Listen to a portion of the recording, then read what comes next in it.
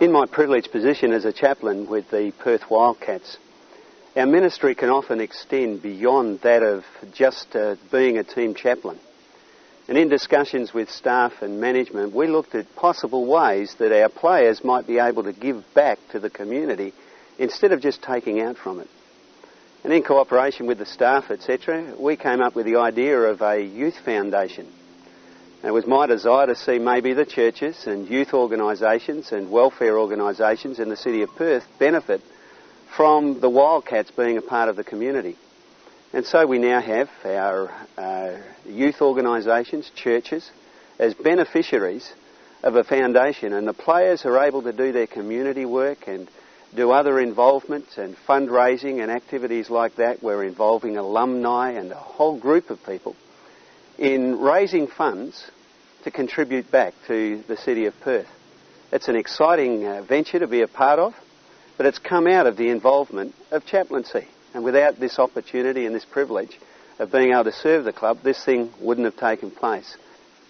In my role as a chaplain to the Australian Cricket Board since 1984, I've discovered that it's very important to make networking links. There's the old boys network in all spheres of life, and cricket and sport is in fact no different, and it's very important to tap into those as they can become very important resources for a whole range of things without it being abuse. Now there's a thin line, but it's awfully important not to create an abusive situation. But those opportunities and those doors are open to you. They create opportunities into your executive ministries. Many board members of professional sports are executive people, and they are desperate for links and pastoral care as anyone else. For example, in my role as the chaplain to the Australian Cricket Board since 1984, I met Basil Sellers. Basil Sellers has been my host at a number of these cricketing functions, and it was through him that we had a $50,000 gift towards Sanctuary Lodge. Now, that came not out of a situation of abuse, but as his invitation for me to make contact with him on a specific need.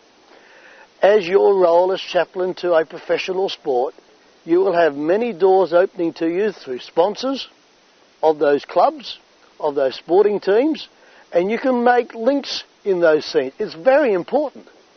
And it's great because it opens to you many other doors of opportunity, not only in terms of your ministry, but in terms of being able